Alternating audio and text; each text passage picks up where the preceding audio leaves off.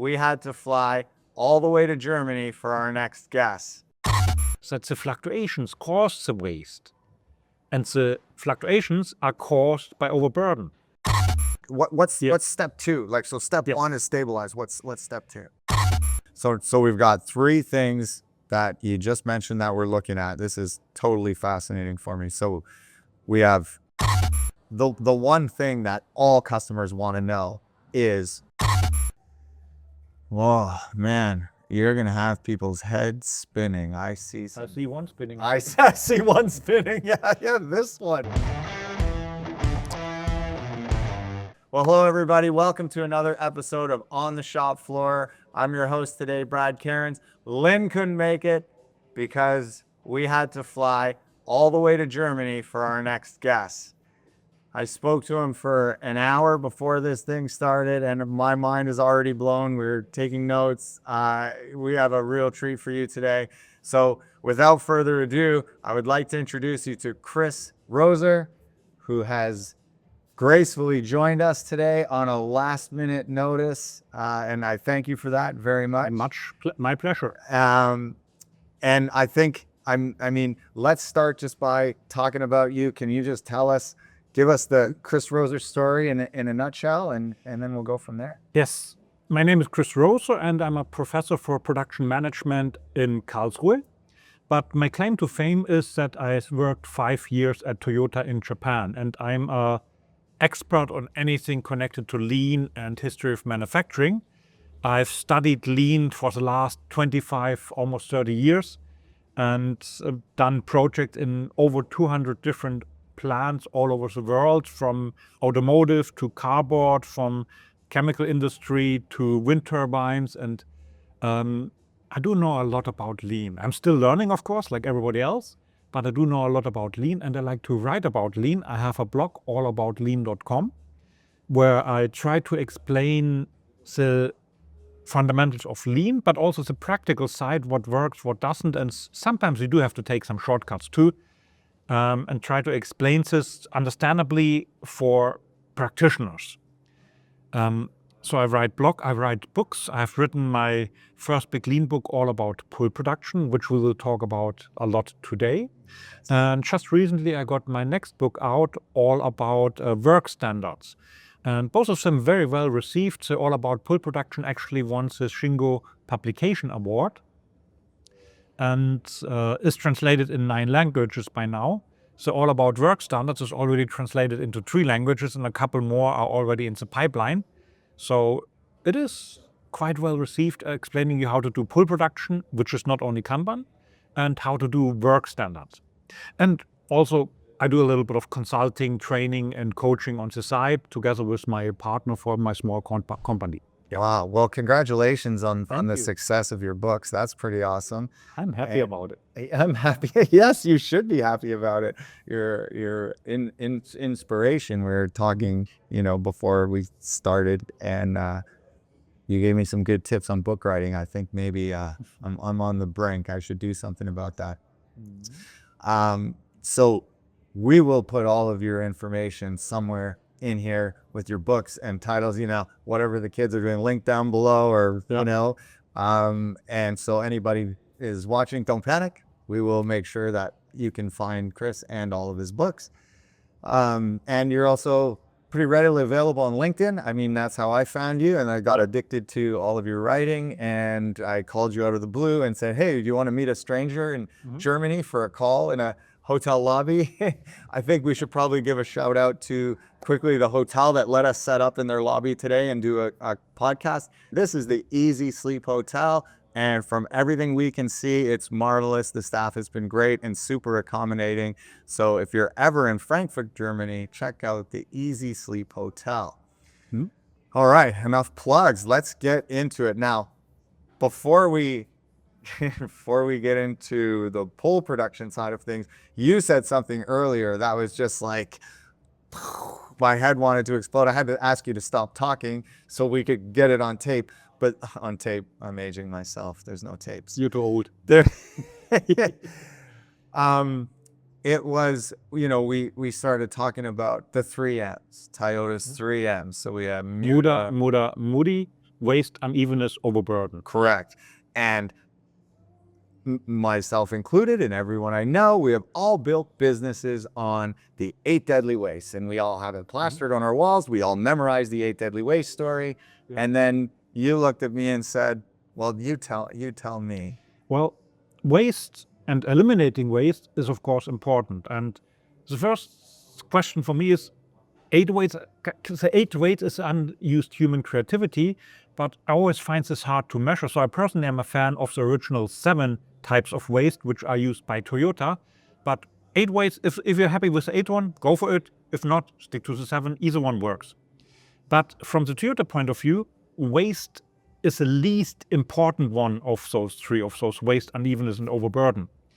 The most important one is overburden, kind of also translated as unreasonableness, kind of demanding more of your people than what's possible, demanding more from your machine, what they can do, runs them too fast without maintenance, people and machines. That is the worst thing from the point of view of Toyota. The second worst are fluctuations, unevenness. Kind of fluctuations in demand, fluctuations in quality, fluctuations in machine performance, machine availability, pretty much anything which can fluctuate. And Toyota sees fluctuations as the second worst. And Toyota spends a lot of time and effort to reduce unevenness and overburden because they think overburden, demanding too much, causes fluctuations. Fluctuations cause waste. So waste is kind of the bottom of the food chain, and by eliminating waste, you often try to address the symptoms, where reality is that the fluctuations cause the waste, and the fluctuations are caused by overburden. If you demand too much from the people, what's going to happen?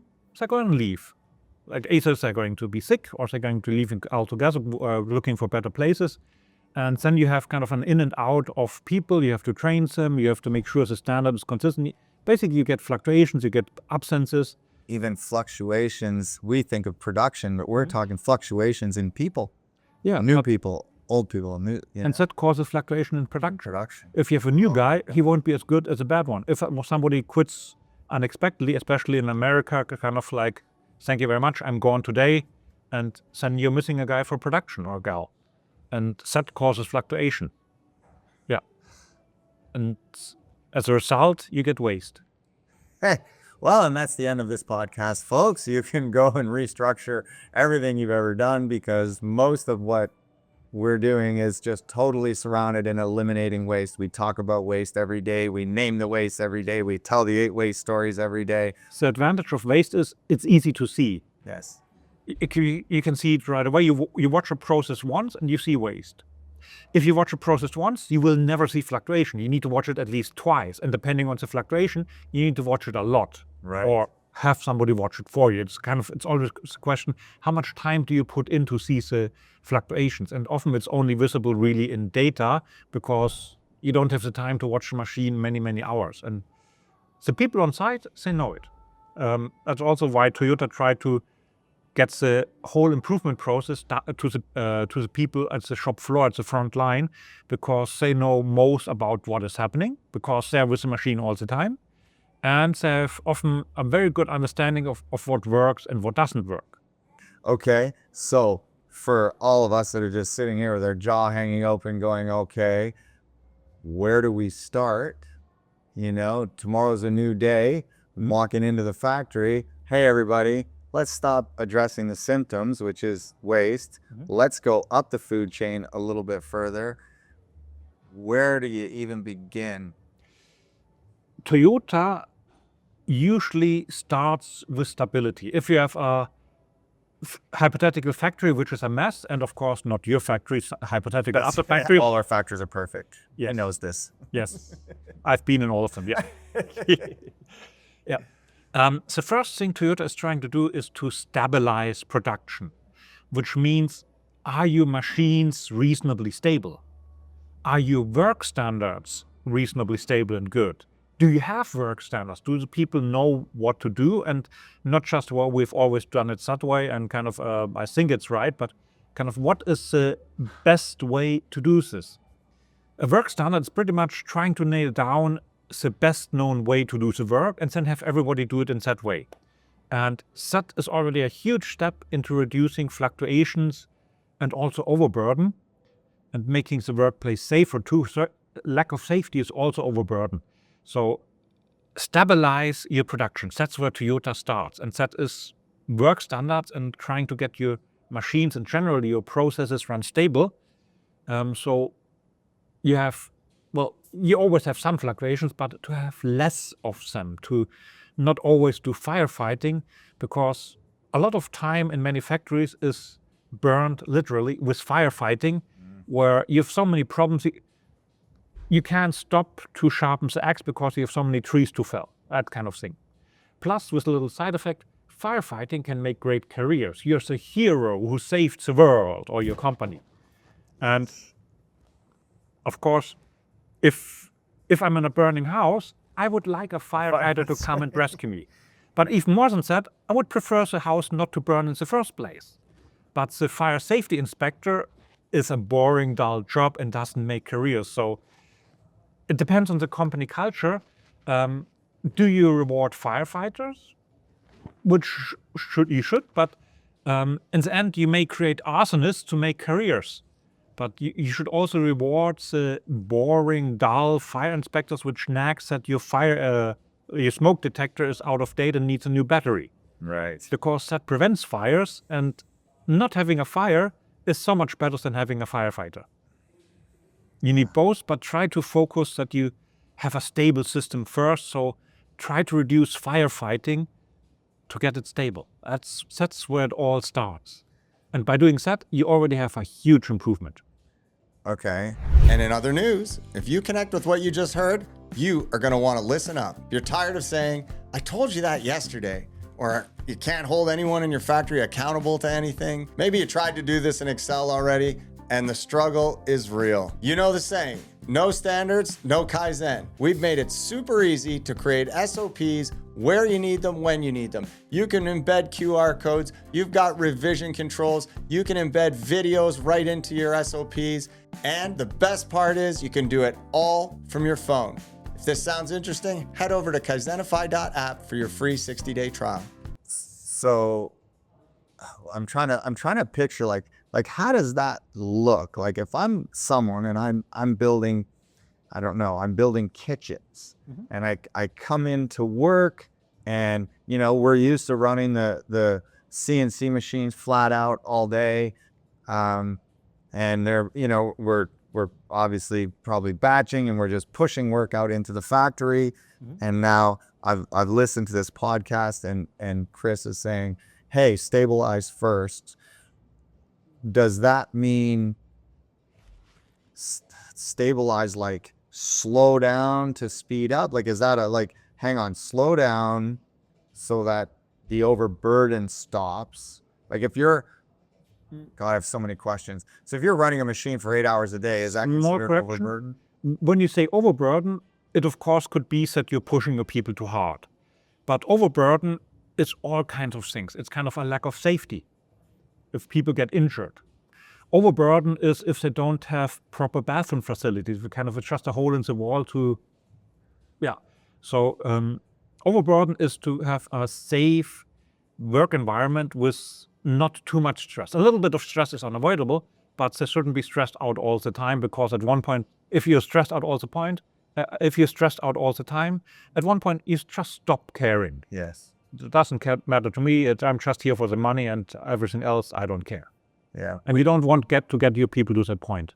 We notice that pattern, and a lot of companies that we will go do tours at or visit that are doing an amazing job of lean. Like you could take I'm here in Germany. I'm going to see Michael at Yellow Tools shortly, Paul Akers at FastCap, Chuck Ciccarelli at In the Ditch. The one thing that's missing from all those companies is chaos. It's just so calm. You walk in and you're like, is anything getting done in this factory? And then you see the numbers, and they're posting amazing numbers. Pretty much as a production manager, you want a boring job. Nothing should go wrong, and you should have time to improve it, but you don't want explosions, firefighting, dead people. You don't want that. You don't, no dead people. Nope. Okay, so how does this start to manifest in a What's Yeah. step 2? Like, so step Yeah. 1 is stabilize. What's step 2? You need to see the shop floor and understand the shop floor. You go to the shop floor to look at waste, which is easy to see, unevenness, which is harder to see, and overburden, which we've seen so often that you're getting used to it and it's no longer visible. And kind of you need to understand what kind of problems do I have? Where is it going wrong? It's a lot of observing on the shop floor, but admittedly, some stuff you also need data for. For example, quality frequency, to see it directly on the shop floor is really difficult, and you need some statistics and data too. So you need to understand what is going wrong, and you probably, when you do it, you end up with a list of like 50, 60, 80 problems of different size, small ones, big ones, medium-sized ones, and then come to your boss and tell, well, fix them all. That's not going to happen. So you need to prioritize. You need to just figure out where should I start, and which of those problems exactly, that depends very much from the company. But what I would like to do is I try to estimate what is the effort of tackling the problem and what is the impact. How much does it bring me? And with that, I make a very simple impact effort matrix and try to kind of put the different problems I have as dots on the matrix, and then pick one which has a reasonable good trade-off impact effort. And pick one of those. And it could be a low impact problem, which is easy to fix. Or it could be a high impact problem, which is a lot of effort. Ideally, you would like to have the big impact problems that's easy to fix, but you'll find out they're already done. That doesn't happen often. That doesn't happen that often. If you have one, sure, go for it, but it doesn't happen that often. And in other news, if that struck a chord about quality, you are going to want to hear about this tool. Are you tired of the same defects rearing their ugly head day after day after day? Are you tired of not getting to the root cause of what's causing your problems? Do you even know how much your defects are costing you? If you do, you're in the same boat as me, because we tracked it for a year and we spent over $500,000 on quality issues, and we could not get a handle on it. Fortunately, Kaizenify.app has solved this problem for all of us with the new quality tool. This thing is amazing. Right off the bat, as soon as you sign in every day, it gives you your top 3 defects that you should be working on. This allows your team to develop root causes and preventative action. Those 3 items will not go away until you actually solve them. Not only is the system telling you which defects you have, how many there are, what are the top 3, it's also quantifying the cost that each one has. So you can now start allocating budgets to fixing them. This whole tool allows you and your entire team to focus on the big problems that are plaguing your company and not getting down into the weeds playing whack-a-mole or firefighter every day. The data collection at each work center is simple. 3 clicks and that defect gets reported. We have visual graphs to show all of the data that you're going to need. You even have the option to send your team members a text message if your downtime exceeds the threshold you've set up. Imagine having all of this data helping your team drive their improvement efforts. The best part, every penny you save on a defect, that money has absolutely nowhere to go except your bottom line. If this sounds interesting, check us out, Kaizenify.app, for your 60-day free trial. Set us the 2 main criteria. Secondary criteria is, especially if you're starting out in lean, you want to have some success stories. So maybe you want to take a problem which is reasonable, easy, and you kind of can show your people, yep, it works, it has a benefit, kind of some success stories. And finally, unless you're the big boss, kind of if you're an employee or kind of a middle management, you want to look good to your management. So you may want to take a problem which is on the top management agenda too, kind of where's the look at. And by habit, it's often kind of the last few steps, kind of the final assembly when it goes out, because management likes to look a lot at final assembly, but they spend a lot less time with the sub-assemblies or pre-manufacturing, that kind of stuff. But mostly impact effort with a little bit of an eye on a success factor, and can I shine with that to management to have to look good too? Okay. So we've got three things that you just mentioned that we're looking at. This is totally fascinating for me. So we have waste, which is easy to see.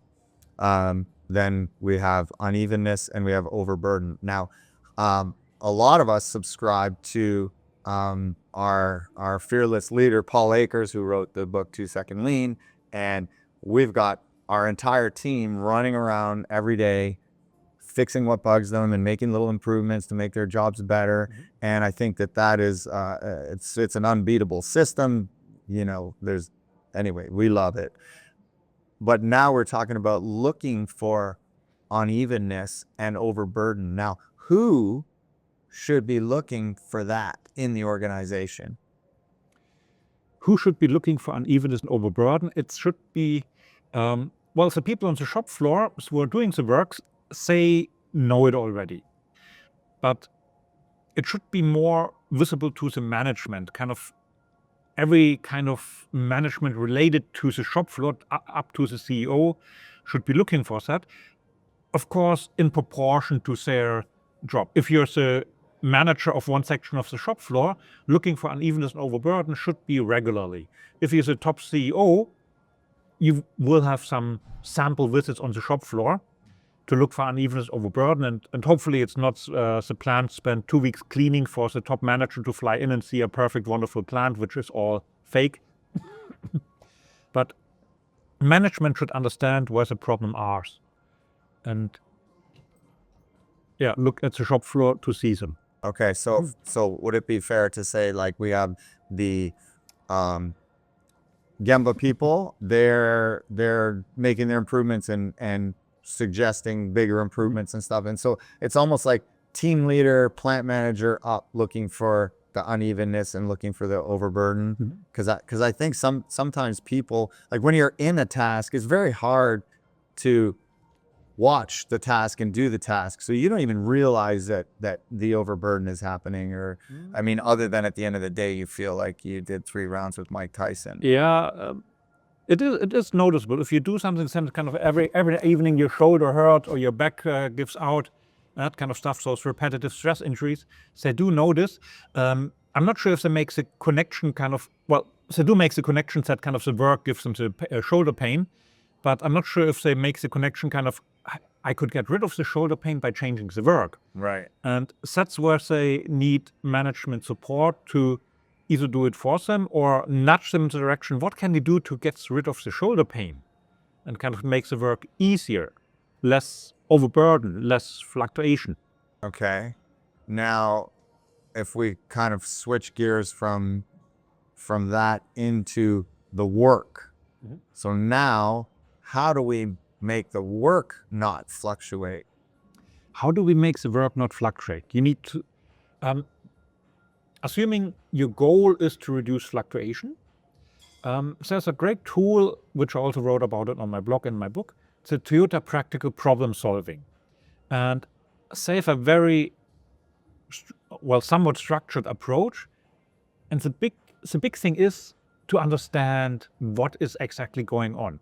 I'm sure you've heard of PDCA, Plan, Do, Check, Act. And the common visualization is like the circle with 1 quarter plan, 1 quarter do, 1 quarter check, and 1 quarter act. But if you look at how much time the people spend on improvement in Western companies, it's a little bit plan, we have a problem, fix it. And then a lot and lots and lots of doing. And lots of doing, and even more doing.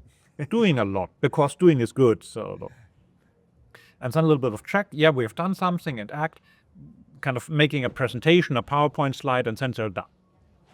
At Toyota, this is very, very different. At Toyota, the huge emphasis is on the plan part.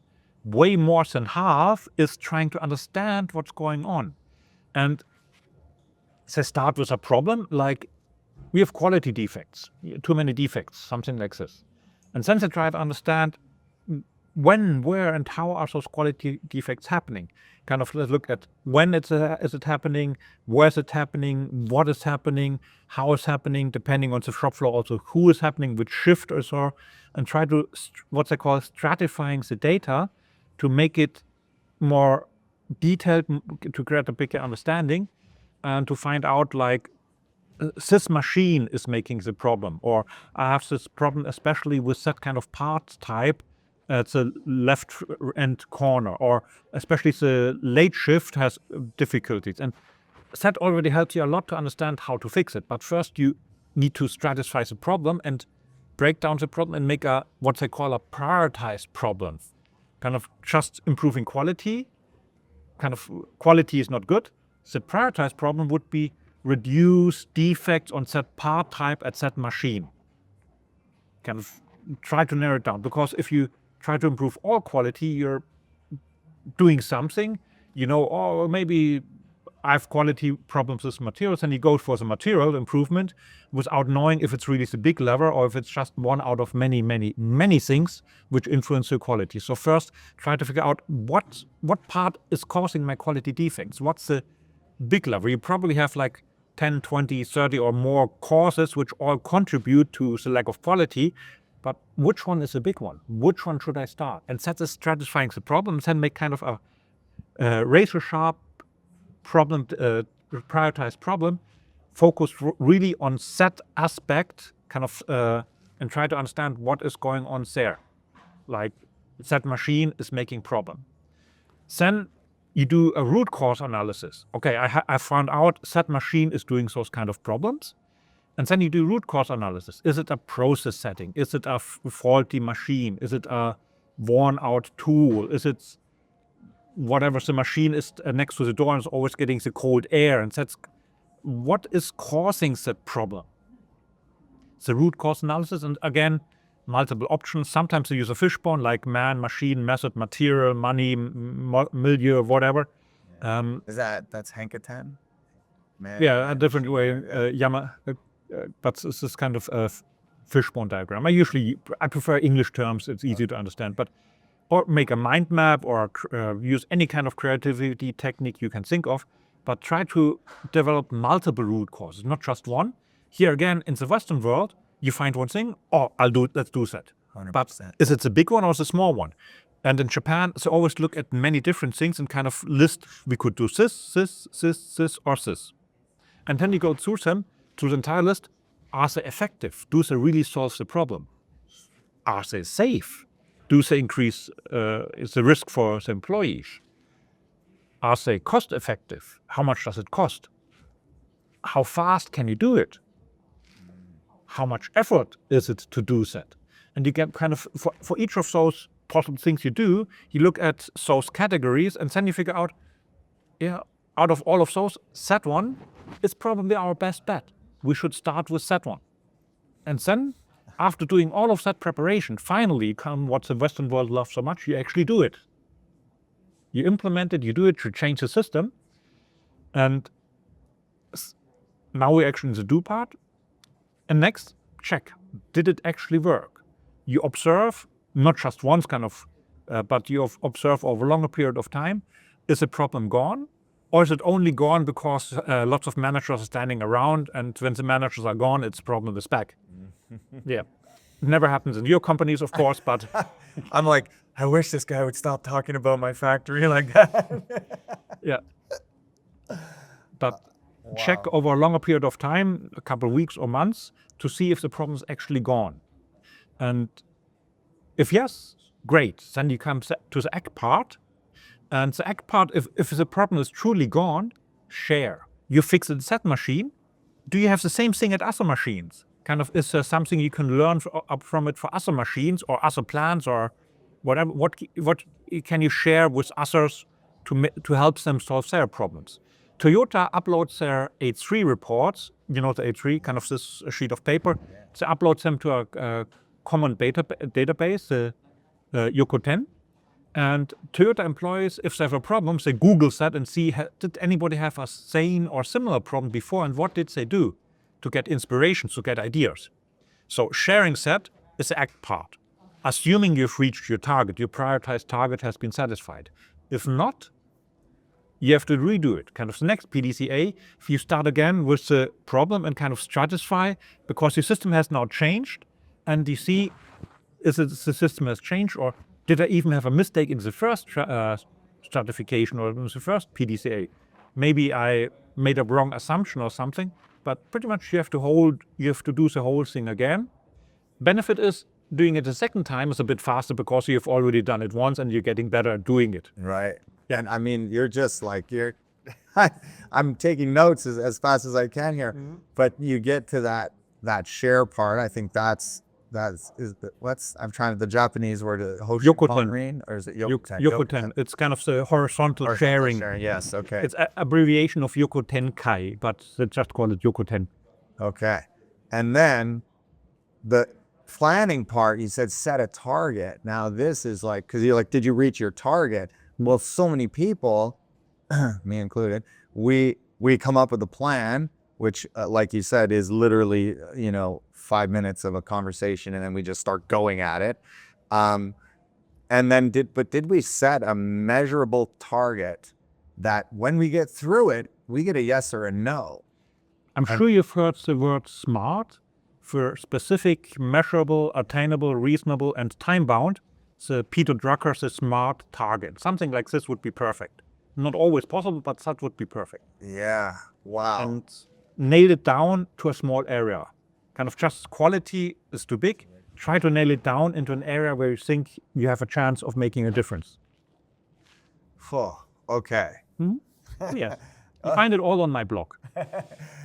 Okay. All about lean.com. Free plugs for Chris.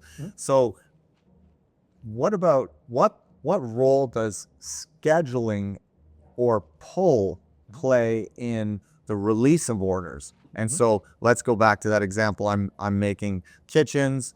How do I release that order to the shop that flips from pull to push? Assuming I've done from push to pull. Yes. I'm so excited right now. I'm getting my words backwards. So yeah. So how do we flip that? Well, pull is basically a system to manage your inventory for make to stock, or a system to manage your workload from make to order. Let's start with make to stock because it's a little bit easier. And I'm sure you know that inventory is bad. But at the same time, inventory is necessary. I was just going to say, yeah. You need at least one part to produce, and you probably need many parts to decouple fluctuations. We are back to the fluctuations. If the customer orders a lot and if customer orders little, kind of inventory goes down and up, and you buffer fluctuations with inventory, which is one of 3 ways to decouple fluctuations. The other one is capacity. You put in more people or take people out, but that's usually a slow reacting system. And the third one is time. That's the easiest one because it's automatic. The customer has to wait, but you don't want that usually. So inventory is a good way for short-term decoupling of fluctuation, but it's easy to overshoot the target. And it's a lot of work to plan manually, and you end up with having too much of one and too little of the other one. Of course, not your companies, but hypothetically speaking. And pull is a way to manage your inventory for make to stock production. Make to order in a bit, but make to stock, you set your number of Kanban, for example, which represent a certain amount of inventory, and your goal is always to fill up to this inventory again. Kind of you say, I want to have 500 kitchen cabinets of standard kitchen cabinets. Well, kitchen is actually a bad example because it's usually make to order, but you want to have 500 door handles of that type, or 500, let's call it joints, so joints for your doors. You want to have 500 of them in stock for your raw material. And if you use those joints, you order a new one. That's German for hinges. Yes, hinges. Okay. Thank you very much for teaching the English. That's okay. We're swapping words. Hinges. Yeah. you have hinges, you use hinges, you order more hinges. And before, people were kind of doing it manually. And with a pull system, you have kind of Kanban for hinges, like a box with 50 hinges, and you have 10 boxes. And if a box goes out, it's a system to order a box more. And now you can set a target inventory. I want to have a certain number of hinges, 500 hinges, which based on the time to order them and the demand is enough to cover my fluctuations. So with 500 hinges, I can have stable production because the hinges being there or being in order with 500, I'm unlikely to run out of hinges. And so it's an easy way to manage your hinges. And with a Kanban system, it makes it automatically. You use a box, you buy a box. It's no longer thinking about, okay, how many boxes should I buy and that kind of stuff. So it automatically manages your inventory and keeps your inventory, if you set it up right, at a good level. So Kanbans are inventory management system. Kanbans are also, you could use reorder point or reorder period system. So kind of you do this whole thing digitally, you have kind of your maximum, and if you reach a minimum, you order a whole lot of them. Also possible. So different ways of doing pull, Kanbans, and reorder points. And sets manages your inventory. And since inventory is so bad, an inventory management system is great. And pull does a really, really good job at that. And in other news, if you like what you just heard about Kanbans, you're going to want to stay tuned for this. So if you're struggling in purchasing or someone's bogged down all day trying to look for things for you, or if you have that one item that you only purchase every once in a while and it's a struggle to find it again every time, all of those struggles can be behind you. Let's set you up a good Kanban system. Kaizenify.app has made it super easy. We can create your Kanban cards in minutes. Now, Kanban's even more powerful when you start color coding. We can embed QR codes to make the purchasing easy, and this is the best way to make sure everything stays organized. No more people walking up and just putting stuff on a random spot on a shelf. You're gonna get a shelf label. So streamline your purchasing with a great Kanban system and stop running out of the things you need when you need them. Check out Kaizenify.app for your 60-day free trial. Can I Yes. just ask a quick question without railroading you? You made a comment. You're like, if you have 10 boxes of hinges and you pull one out and then you have 9 and then you order one and put it back in the thing. So Kanban is so typically understood as a 2-bin system. Nope. So, okay. Can You you can have- elaborate just a little? Well, 2-bin system is basically a system with 2 Kanbans. And a Kanban is just information. It could be the box. If you get an empty box, fill it. It could be a card. If you get a card, make what's on the card. But most Kanban systems have more than 2 Kanban cards. It depends on the replenishment time. How long does it take to get the box back? For example, you need 1 box per day. If you can fill a box in half a day, 2 boxes are enough, because 1 box of material lasts till you get the next box. Yeah. So 1 box per day, half a day to fill it, no problem. If it takes 2 days to fill the box, you have 1 box, you empty it, and it comes back in 2 days, but the next day you empty the next box, so you have 1 box of gap. So you're running out of parts. Now you need at least 3, and with safety, probably 4 boxes. So 1 box is in use, and 2 or 3 are kind of in the pipeline to be refilled. And so it's basically a relation between how long does it take to refill the box and how much boxes do I need. So in mathematical terms, you take the replenishment time and divide it by the takt time. With a small caveat, if you take the averages, then in average you have material available. But you need to take the extremes, because you want to have material available also if there's like a traffic jam on the Autobahn, or if kind of your customer orders twice the amount. So you need to have the, not the worst case, but kind of a pretty long replenishment time divided by a pretty fast takt time. Not the extreme, because there's always, if you take the extreme, your whole warehouse is full with hinges and nothing else. But kind of what kind of replenishment time do you want to cover, and what kind of fast customer takt do you want to cover? And based on that, you calculate how many Kanbans, how many hinges you need to have in your inventory. And you don't want to cover everything. if your ship gets stuck in the Suez Canal for 4 weeks or 2 months, you don't want to have 2 months of hinges or everything in your inventory. At one point, you just say, okay, suck it. We're running out. Yeah. That's the way. And at that point, then you start firefighting. Then you start, okay, can I get it by plane on short notice from China or whatever, where you get your hinges from? Okay. That's when you start firefighting. All right. Thank you for clarifying. Now you were segueing into the kitchens itself is not made to stock.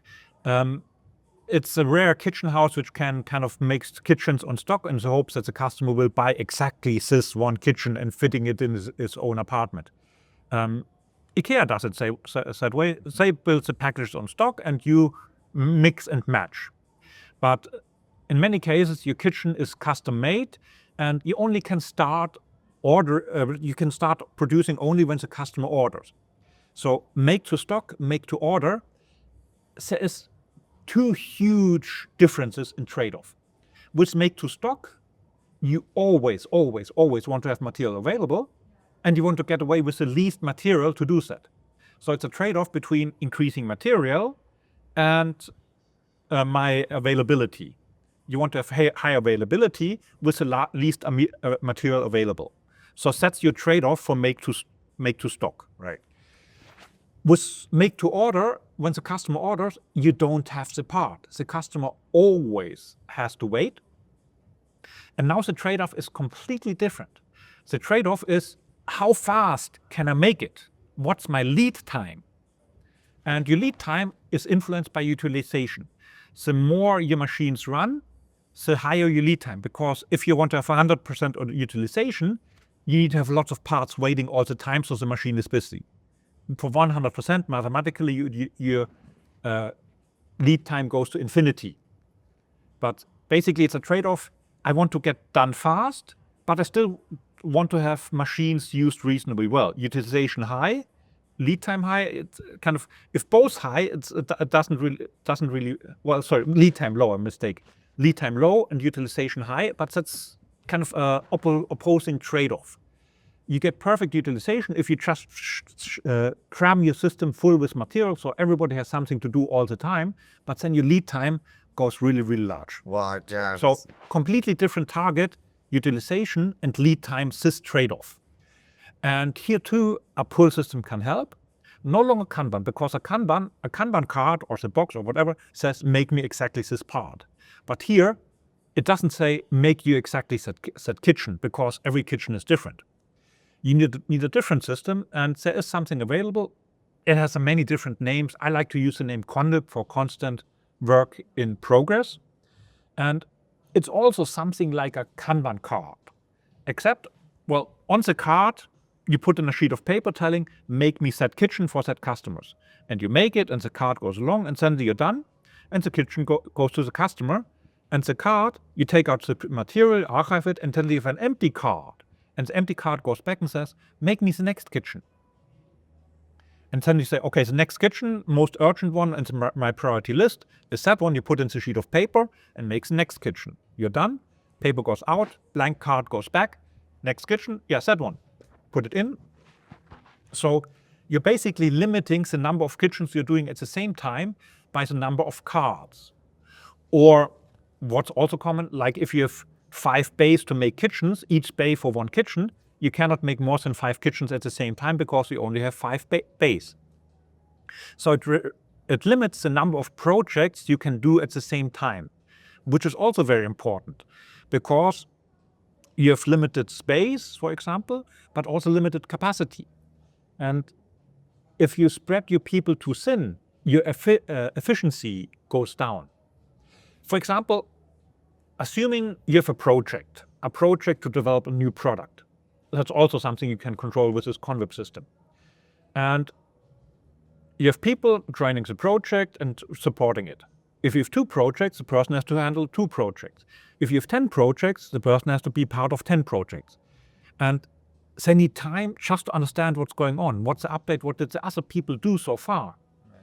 And if you have a person which is in 10 projects, he's spending 10% of the time for each project simplified, and but he needs like 10% of the time only to understand what did the other people do, what's going on, kind of the weekly 2-hour project update meeting, or like twice per week, 1 hour, whatever meetings you have. So he spends lots of time in meetings only to see what's going on. And that time is missing for the actual project work. So the more projects they have, the less they can work on the actual improvement, and the more they need time to understand what's going on. And that makes it very, very inefficient. And the people will start to prioritize, okay, I can't handle it all. I'll let those 3 projects, I'll drop them. I won't tell my boss because otherwise I'll get yelled at, but I'll ignore them pretty much and try to get by with a bare bone minimum and put my work in those other 2 projects. Statistically, a good number of projects for one person is 3.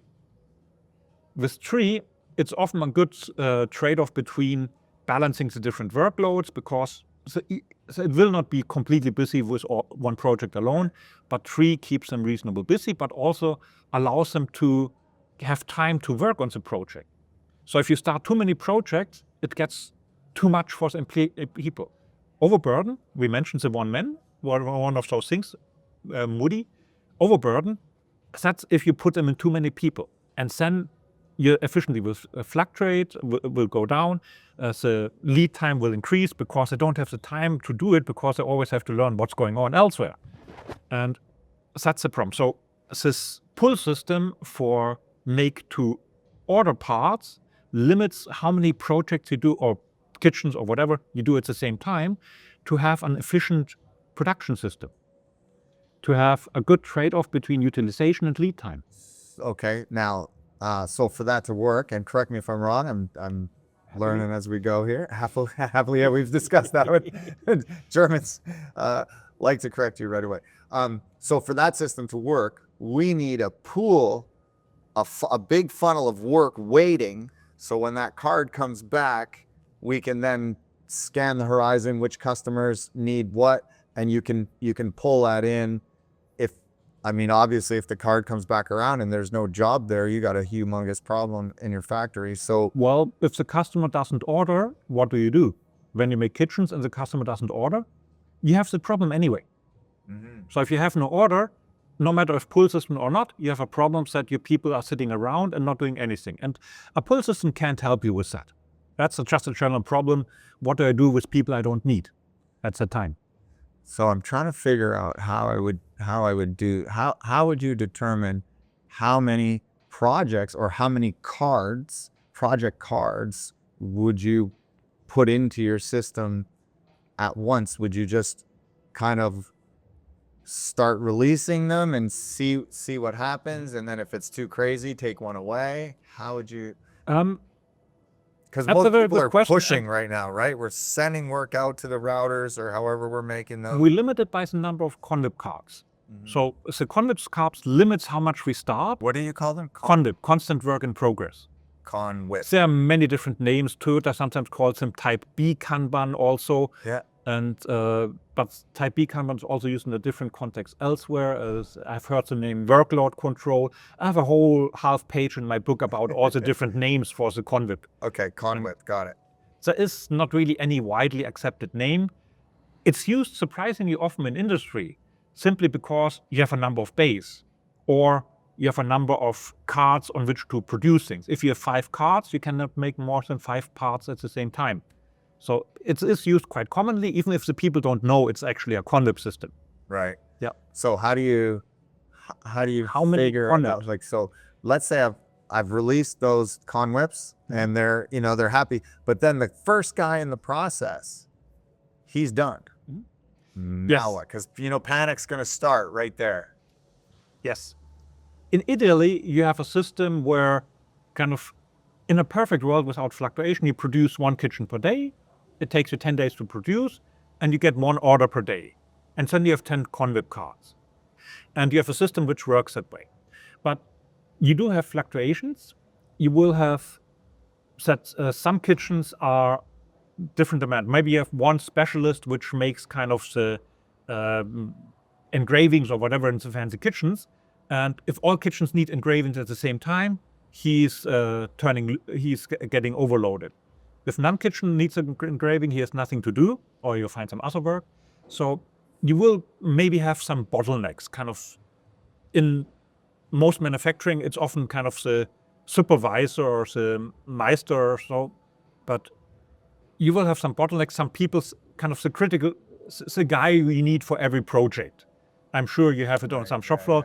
You need that guy for every project, otherwise it won't move ahead. So that may be your bottleneck.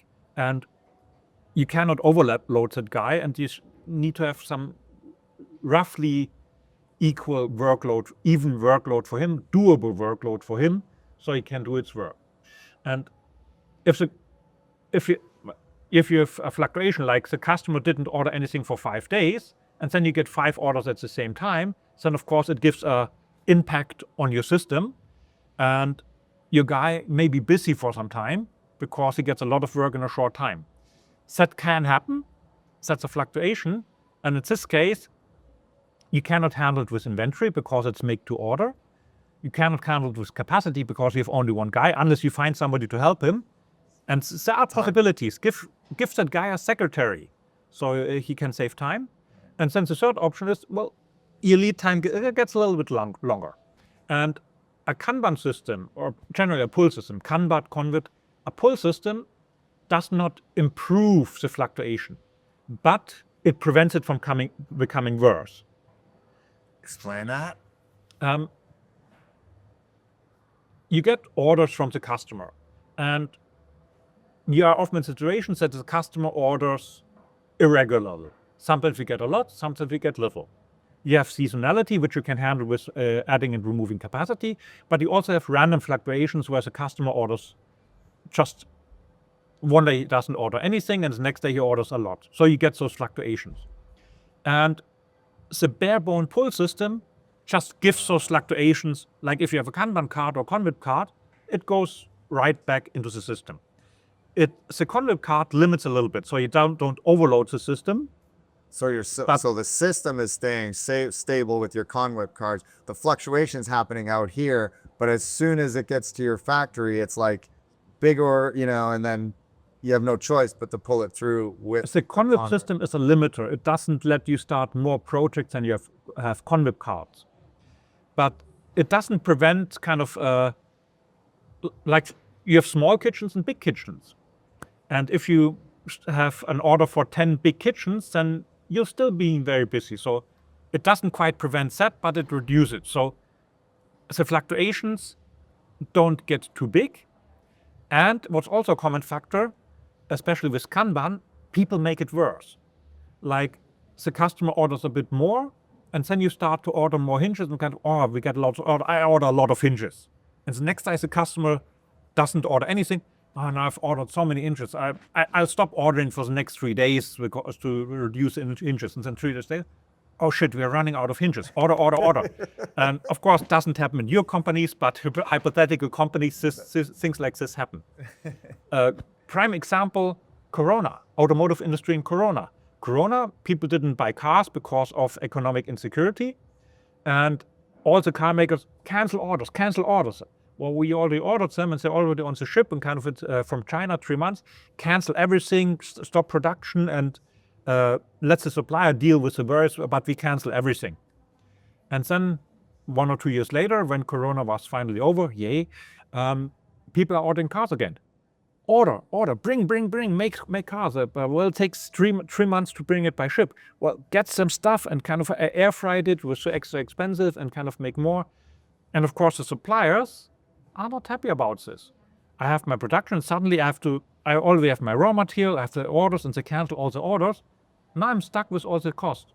And suddenly you want so many parts, now I'm stuck with all the expenses for ramping it up again. And sooner or later, the customer will pay for that. Or, like with microchips, Taiwan Semiconductor said, screw you, politely of course, but it said, screw you, you're not getting parts. Thank you very much. We give the parts to the customer first, which were nice to us, which was, for example, Toyota. Toyota also slowed down their orders because they sold less, but they didn't go in with the axe and kind of axe the supplier. But kind of, it's going down, so the stuff we've ordered, we get, but after that, can we reasonably reduce it and kind of stop production? And we apologize for that too, but we just don't have the orders. And those nice customers got the nice treatment from Taiwan semiconductor manufacturing, Volkswagen, which was typical Volkswagen, where like many other Western car makers, not only Volkswagen, but many others, kind of, we don't care about the suppliers. Suppliers there to serve us. And yeah, since they didn't. And they didn't. So the one thing that all customers want to know is when. So that is like the, when am I going to get go back to the kitchen or car or what, it doesn't matter what it is. When is it going to get here? And so how does creating that pull system or conduit system tie into scheduling or predictability of when your promise to produce date? By limiting the number of projects you start at the same time, you make it more predictable to see how long it takes to do the project. Like if a project takes a certain number of man hours, and if you have always 10 projects and I need so and so many man hours, I have so and so many man hours, it will take roughly so long. If your project quantity fluctuates, so kind of from 5 to 50, and then your lead time will also fluctuate, and that makes it harder to plan. And with a more stable production lead time, you can say production will be so long, and then you can simply look how many do I have in the pipeline which are not yet started with production, and use simple Little's law to kind of, I make a kitchen every day, I have 30 kitchens in the pipeline, I give the customer 30 days plus maybe another 5 or 10 for buffer, but the fluctuations are smaller and your buffer can be smaller and you can give a better prediction and overall also a faster delivery because you don't have the waste by managing so many projects simultaneously. I mean, it almost seems too easy when because that makes perfect sense to me. I'm like, wow, that's the devil is in the detail. Sorry. Yeah, but like you get, like there's people spend hundreds of thousands of dollars on scheduling software, and you just laid it out with 10 cards and some grade 3 math, and you could give a pretty accurate lead time. It helps. It will not solve all your problems, of course, and a pull system manages not to make fluctuations worse. It can still get the fluctuations from the customer into the system, like a Kanban, or if your system is not fully loaded, the customer buys less of what it can make. Everything will be produced right away, but if the customer orders a lot, you produce a lot. If the customer orders little, you produce little. You still get those fluctuations. There's also, pull systems are also a good system to make things on top of that, like a leveling system. Especially, for make to order, it's not so important because every part is different anyway. But for make to stock, cars, for example, you make 2-door cars and 4-door cars. If you make a lot of 4-door cars, the door assembly will be swamped. If you make a lot of 2-door cars, the door assembly will be bored. And ideally, you have like one 2-door, 4-door, 2-door, 4-door, 2-door, 4-door. So the door assembly, in average, assembles 3 doors every cycle. Got it. And that would be one way of leveling. And a pull system can do this by, you have your orders, make to stock or make to order, either one. You have your orders in the pipeline, and you start to shuffle them around to get a good sequence. You have a 2-door and 4-door, 2-door, 4-door. Or you have sunroof, no sunroof, sunroof, no sunroof. And it gets, of course, tricky if you have sunroof and 2 doors and so. But the pull system is a good platform to level, to reduce fluctuations by managing the cards or the projects you start and kind of trying to get it more level. But it's not that easy. And leveling is tricky. And first, really start to have a stable system. Try to get your problems solved. Try to get your machines run reasonably stable. Then have a pull system to make the fluctuation not worse by your own eagerness to order or not order. And then if all of that is running smoothly, which of course it already does, then you can think about leveling. But leveling, it is really advanced. I'm interested in the leveling now. So it's almost, I'm seeing the steps now starting to unfold. The step 1 is the overburdening, getting rid of your overburdening and getting stable. Getting stable is step 2. And then, wait, I'm confused. What are First, a stable system. stable Standards, working machines, maintenance, good maintenance, that kind of stuff. Yes. So, like your car, you want a car that runs. You don't want a car which craps out every 500 kilometers with some weird defect. You want a car which runs at a reasonable speed and not many troubles. Yeah, so you want something stable. And then you can think about how do I make it faster and that kind of stuff. But you want a stable system in the first place. And then, so stable first, and then you start. And then efficiency, kind of how can I save money? Kind of what kind of speed at what time to save fuel, in that example. But first, the car needs to run first before you optimize the car in terms of fuel consumption or speed or that kind of stuff. It makes perfect sense when you would say it like that. And then, so the last phase is the leveling phase, which you Yes. have hinted at how complicated that might It be. is So- tricky. There are different ways of leveling. One is to make the same number every day. And Toyota does this really, really good. If you visit a Toyota supplier or even a supplier of a supplier and look at the production plan, they have a number like 275 crankshafts today, 275 crankshafts tomorrow, 275 crankshafts.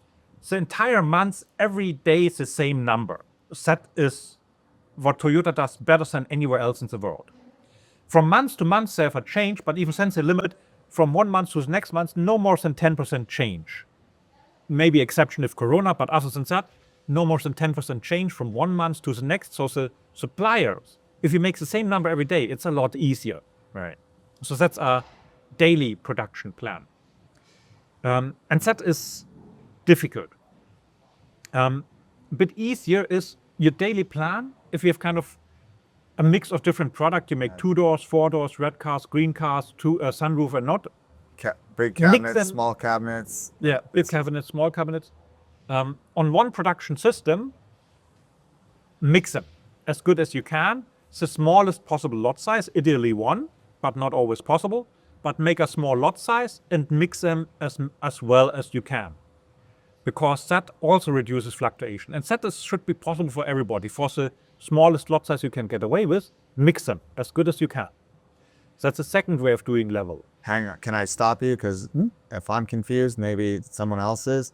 Mix them. So now I'm stuck on the kitchen thing. So I'm thinking about this. So there's 2 ways to make a kitchen. One is the European way with no face frame, and one is the good old USA way with the face frames and everything on it. So a lot of manufacturers still making both of types of these kitchens, which have radically different processes involved. So are you recommending, like, how would you take our handle system that? again with 10 booths. We have 10 slots to make kitchens. If you do 10 with face frames at the same time, the face frame subassembly will be busy.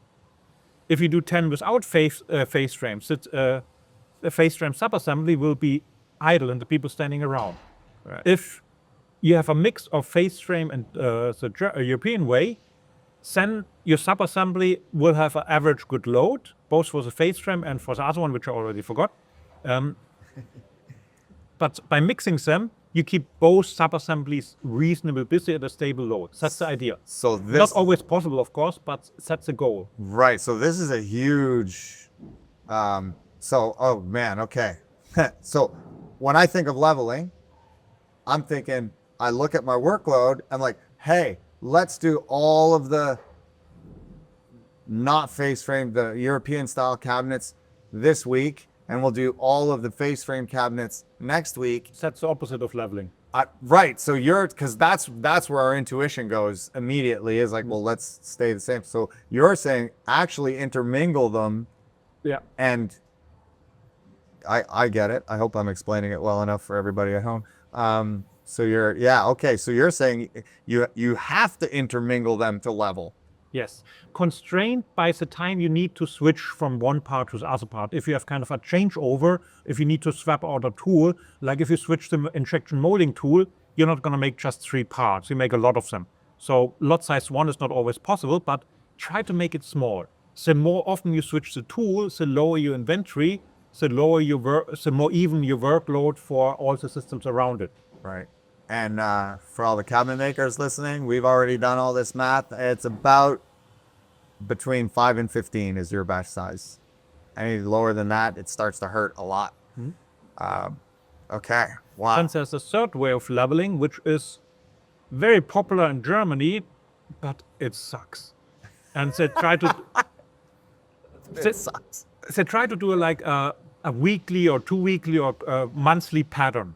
They take the production plan for the entire month and then divide it, kind of, you have 10,000 parts A, 5,000 parts B, 3,000 parts C, and then they try to divide it evenly so that every day you make the same number of parts A, every day you make the same number of parts B, every day is the same number of parts C, and some exotics are just sprinkled in where you have gaps, and kind of try to make the monthly production in a pattern. So every day you make 500 A's, 300 B's, 200 C's, that kind of stuff. And they try to do that kind of pattern. It would work at Toyota because Toyota does something like that. The problem is it requires you to do tomorrow what you planned today. It requires you to do for the entire week or the entire month to do what you've planned at the beginning of the month. And of course, not your companies, but in many hypothetical companies, they can't even do tomorrow what they planned today, let alone 2 weeks.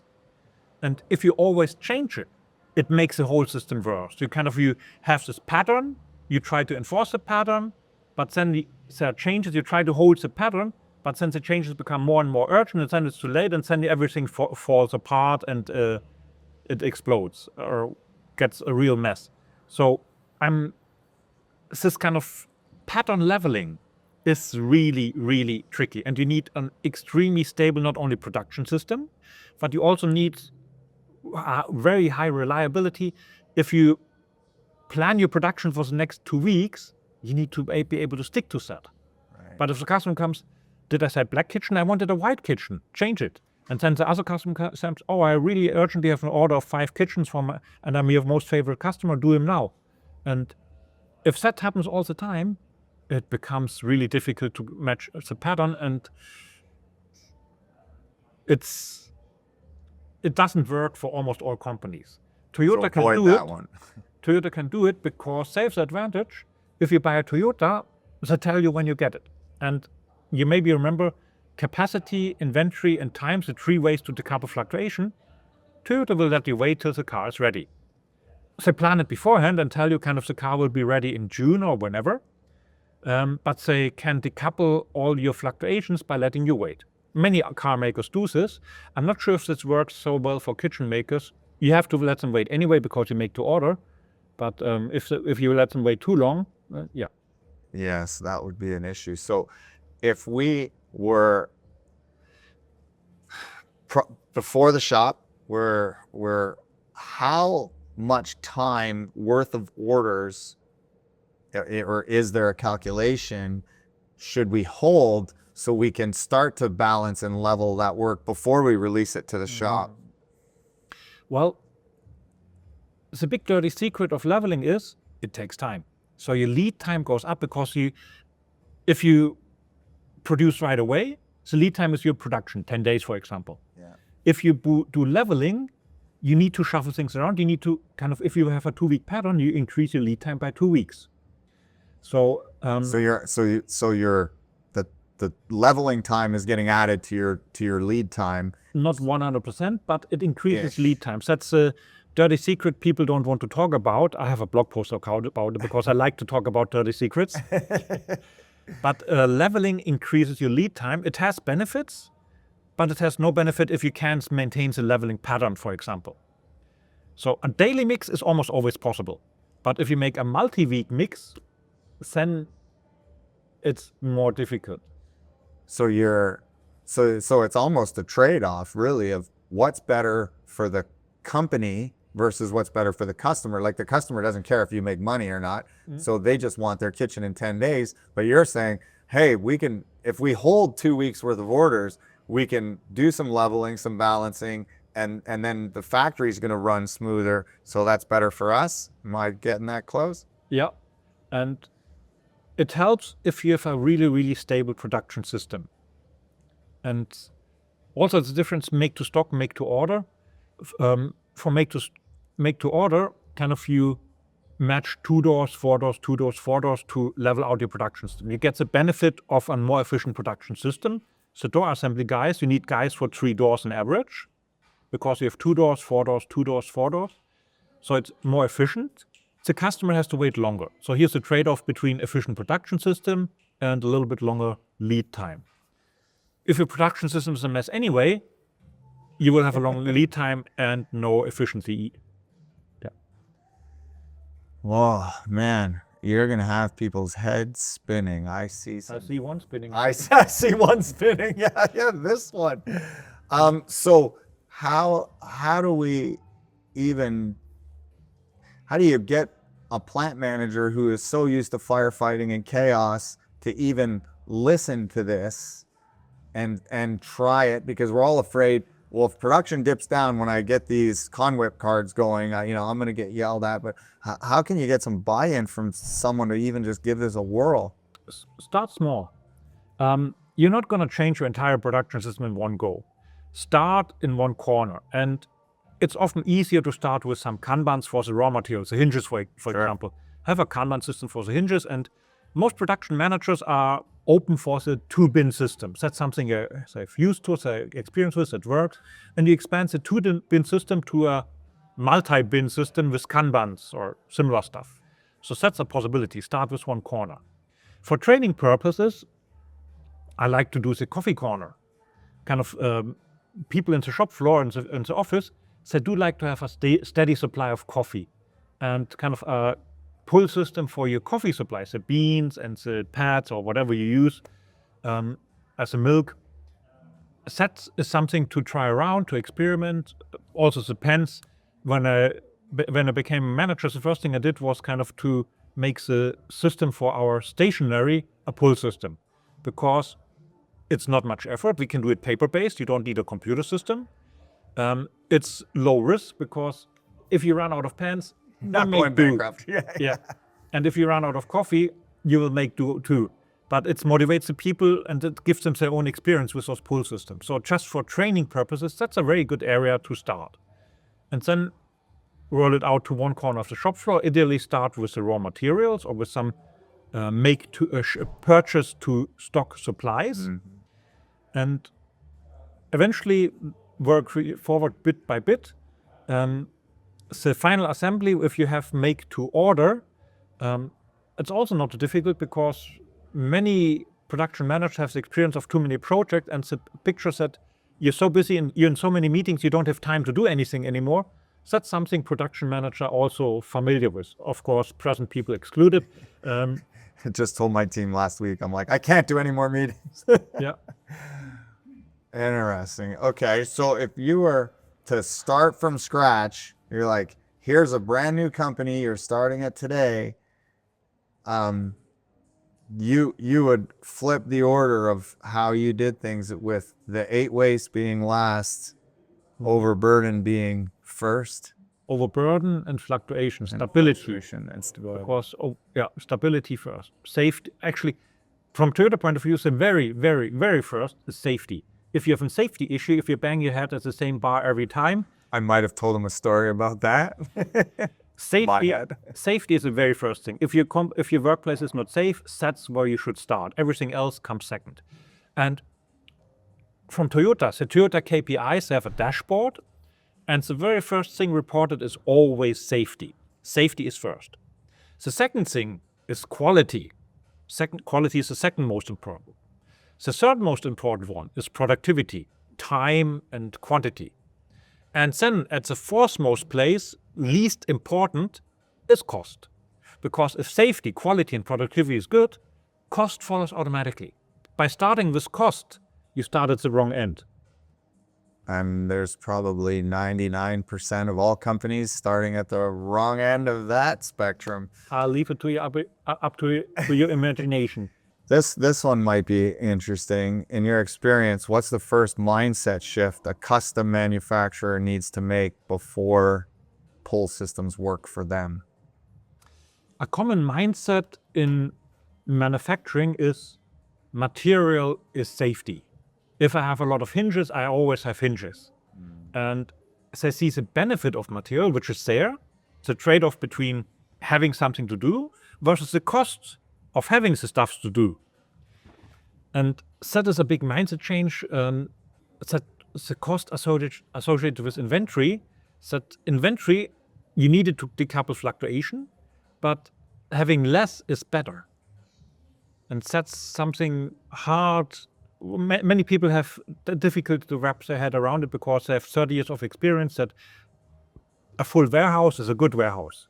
No, it's not. And even the bank rewards you for having inventory because they count that as money on your books. Until you are owned by the bank. That's right. It's so backwards. How can a custom shop use visual signs or signals around the factory that can get them started without being high tech, without having lights and all? Like, you know, I'm a little guy. I listen to the podcast. I'm like, yeah, I want to do that. What low tech stuff can I use? That is a topic of visual management, very good topic. And a lot of people see visual management as stickers and labels and that kind of stuff. But the basic idea of visual management is it clear? Is it easy to see? Can I see directly what is going on? And a lot of times symbols and labels and instructions help. But it could also be more like, how do you arrange your material? Is it clear even without labels and symboling? So try to clean up your shop floor, unless it's already clean. Sparkling, yes. Clean up your shop floor, keep it clean, because cleaning once and keeping it clean, you know this since a kid, cleaning the room once and keeping it clean is a slight difference. Keep it clean and try to make sure people know what's where. Kind of where do you find what? Commonly, fire extinguishers, for example, you need to have this red sign, fire extinguisher here, to make it very, very visual. When and where do you need something similar for your tools? Maybe not quite as big, but are the tools labeled? Are the shelves labeled? Or do you need to go through, to dig through the shelf, to dig through your truck to find what you need? Maybe you've seen a fire engine. And if they open the doors, you see also set everything at its spot, everything prepared, everything labeled. And if they need that, if they need the breathing kit, here it is. If they need some kind of C-type hose, here it is. If they need a splitter, here it is. And it's one grab and they have it. It's all there and easy to find. If you look at a plumber van, it looks like they just throw the thing in there. And then can you find it? Do you even have it with you, or is it still in the shop? Is it broken? Did it break because you just threw it in there? All of that can be avoided by having a good structured system, and visual management is one way of representing that, how you can see it easily. Right. So, but to tie that into the topic of what we're talking about today is I want to get rid of overburden, and I want to start pull systems and leveling my production. Is there any visual management tools that we can use to do those things? And in other news, if you like what you just heard about measuring, you are going to want to stay tuned for this. Imagine you're flying your airplane along at 30,000 feet and you have absolutely no gauges. What's the chance that you actually get to your destination? I'm not saying it's impossible, but it's not very likely you're going to take the shortest, most efficient route without running out of gas. So at Kaizenify, we've created an entire manufacturing performance dashboard. So your team has the information when they need it. And when do they need it? Daily. Your financial statements are not worth the paper they're written on when it comes to evoking change on the shop floor. Nobody wants to hear about your sales or your net profit or loss. We need to give them measurements they can take action on. We've developed 4 specific measurements that apply to the people on the shop floor. The other critical factor that we want to know every day is, are we making money? Are we on track to hit our targets this month? And with the over-the-line chart, you get that information daily. Data drives decisions. Let's get your people the right data so they can make the right decision. If this sounds interesting, visit kaizenify.app for your 60-day free trial. You have some sort of cards, Kanban cards, concept cards, or boxes. Make sure they're clearly labeled, they have also information on them what you need, and especially on the loop back when you kind of have only the cards, not with the material. So you can start with some sequencing and maybe even leveling, and that's with kind of how you stick cards around, and that can be done very visually. Okay, so we're talking about like that could be a board in the office. So would that be like a Kanban board? We would have Kanban to board, doing done and Hey, Junker boards, that kind of stuff. Okay. So simple boards, cards. Yes. Just get it up on the wall. So I'm sure you can see also what's find a going digital solution. A challenge will often be you have a digital production management system and you have paper Kanbans, and getting those two to work together is often a headache. You can do it all digital, you can do it all paper. Mixing paper and digital, also possible. I'm a big fan of doing it in paper because it's just more visual. But if it's all digital, you have to do it on a computer somehow. It makes it less visual and harder to do, actually. But This you is have a to big- see what system you have, and if you have an ERP system, try to make it work. Right. I'm with you on that one. I am all for the paper Kanbans. I'm all for the boards on the wall. Things get hidden in computers, and everybody these days is leaning towards, oh, I can do that in the computer, and it's like, but then it's gone. You know, the other eight If it's people in the room confusing and you can't put it see in the it. computer, you just have the confusion in the computer and it's less visible. And Toyota likes a lot of card, and say in computer systems they just print them out every time. But sometimes even they have a card-only system still. And computers have a big advantage if it's long distance. If you kind of ship parts from China to here, you don't want a Kanban card going back by mail. Makes no sense. Got it. But if it's within a short distance, paper is quite doable. But you just somehow need to integrate it with your system, and that is a constant headache. And I don't have a good solution for that one because it's, I've used those computer systems and it's always difficult and troublesome and sometimes annoying. But you can't live without them either sometimes. Right. Necessary evil. Yes, all of that what I've said you also find on my blog. Yes. With pictures. Here you have only me. But on the blog, I have also illustrations. I think we're going to comb through that, and we're going to get a lot of that B-roll into the podcast, just so everybody can get your books, read your blogs. This is exciting stuff, and they can reach out to you if they need help. So Wonderful. I think that my head's ready to explode. Mine too. Thank you so much for being on the show with me today. Yeah.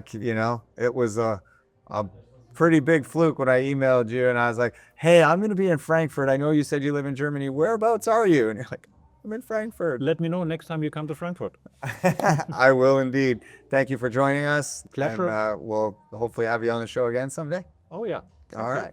Well, that takes care of another episode of On the Shop Floor. I hope you enjoyed that every bit as much as I did. And I hope your notepad looks like mine. I'm the host and I'm taking more notes than I probably should be, but what a great talk with Chris today. Thanks for tuning in, and we'll see you on the next show. Bye. Bye.